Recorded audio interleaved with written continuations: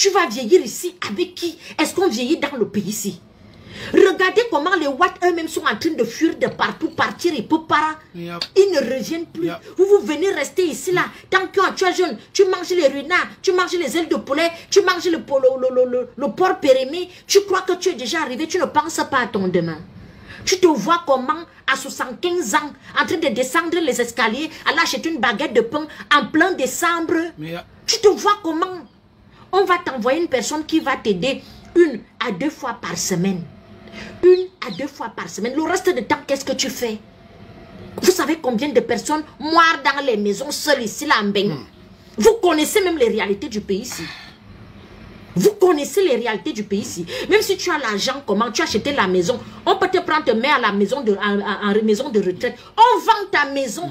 C'est ta maison qu'on vend là qui va faire en sorte que l'État finance ta maison de retraite où tu vas finir avec une petite compote et la bouillie. Bafrou bouillie, car 1 fois, 2 fois, si tu ne veux pas avaler, on passe à une autre personne.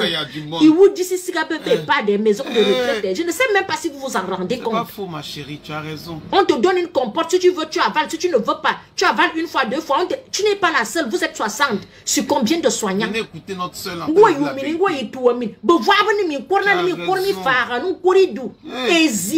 qu'il n'y a pas le temps pour toi. Quand tu vois quelqu'un frapper, on s'occupe de toi, on tourne le dos. Tu n'as plus le contact physique avec les gens.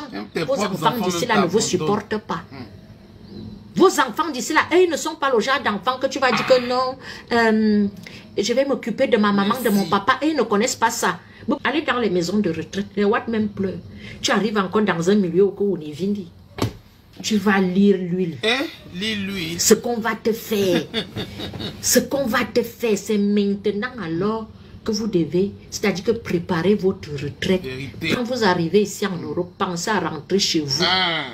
Laissez la place aux plus jeunes pour venir aussi expérimenter l'Europe. On ne vient pas en Europe pour caler. Les femmes c'est-à-dire que ton mari, lui, il est déjà en Europe. Toi, tu veux caler ici, là. Faites attention. Pourtant, c'est le mariage. Les hommes où tu as une femme, tu cales avec une femme en Europe. On ne cale pas avec une femme. Une femme qui veut caler en Europe, c'est une femme qui ne t'aime pas. La femme suit son mari.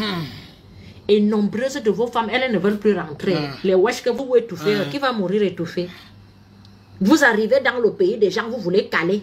Allez développer chez vous aussi. Ils ont bataillé, dû travailler, dû pour avoir la vie qu'ils ont. Et en plus, le climat fait défaut. Les charges, à un certain âge, quand tu as les charges, les impôts et tout ce qui va avec, vous allez péter les plombs. Regardez comment certaines mamans ici sont folles et certains papas.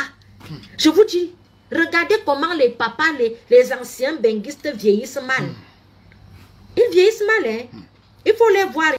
Je vous raconte une histoire. Je connais un tonton qui vivait aux États-Unis. Ça faisait 40 ans qu'il vivait avec sa femme.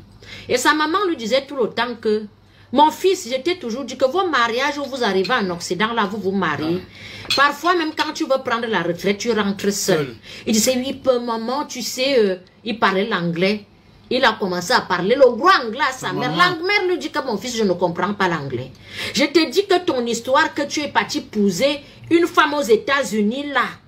Le monsieur a acheté 3 maisons. Avec la femme, ils ont eu 5 enfants. Le monsieur disait toujours que si je meurs, tu me ramènes au Cameroun. La femme dit que mais nous n'avons pas de maison au Cameroun, nous n'avons pas de vie au Cameroun. Comment tu veux qu'on t'enterre au Cameroun? Il dit que non, je suis un Bantou. Moi, je vais rentrer en Afrique. C'est là-bas qu'on doit m'enterrer. Voilà l'histoire. Le voilà un jour comme ça, là, il tombe malade. Le voilà qui décède.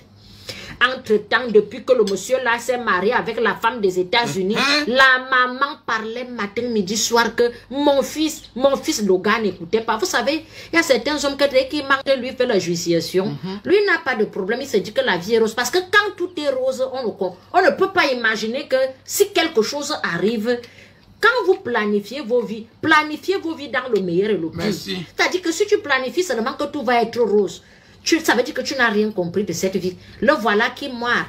Quand il moire, la famille, tout le monde va s'asseoir que bon, notre frère avait dit qu'on doit l'enterrer en Afrique. En Afrique, il n'a pas construit la maison.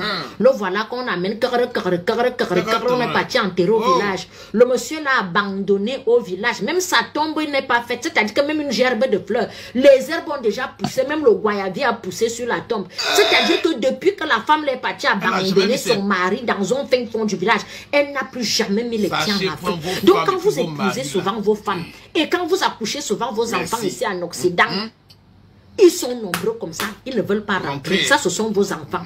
Elles sont nombreuses comme ça, elles ne veulent pas rentrer. Ça, ce sont vos épouses. C'est pour ça l'homme sage prévoit d'abord que, au cas où, c'est pour ça vous voyez souvent certains hommes à un certain âge, ils commencent à aller en Afrique. Il commence à préparer sa go là-bas. Il commence à faire ses enfants là-bas. Il commence à vivre sa petite vie. Sinon, au dernier jour, tu vas finir seul. Les gens qui vivent ici en Europe et qui veulent déjà faire plus que les watts là, parfois vous allez rentrer seul. Si tu es mon frère, je te donne un conseil. Cause souvent avec ta femme. Si elle ne veut pas rentrer en Afrique, commence à préparer ton retour. Tu prends une femme là-bas, tu fais tes enfants là-bas, je te dis la vérité. Sinon, tu vas mourir comme quelqu'un qui n'a jamais eu de famille, ni femme, ni enfant. Vos enfants que vous faites ici, eux, ils veulent aller aux États-Unis, ils veulent aller faire les études au Canada, ils veulent aller en Chine, ils veulent aller en Corée, ils veulent aller au Pakistan. Et ils sont en l'air. Rares sont ceux qui veulent rentrer en Afrique, travailler là-bas. Rares. Je dis que la majorité de mariages en Europe, si vous voulez rentrer en Afrique, sont voués à l'échec. Vous allez travailler le tourouette en achetant les maisons, en construisant les maisons ici, en inscrivant vos enfants à l'école, en buvant le renard. Pensez à vos 60, 70, 80 ans. Parce que le temps passe vite. Le temps passe vite. Pensez à vos 60, 70, 80 ans. C'est un très bon message, ma Vos femmes vont vous dire que non, il n'y a pas la sécurité sociale là-bas. Il n'y a pas la santé là-bas. Vraiment, moi, je ne peux plus m'habituer. Je n'arrive plus à m'entendre avec ma belle famille. Vraiment, il y a trop de sorcellerie là-bas. Quand toi, tu vois ça.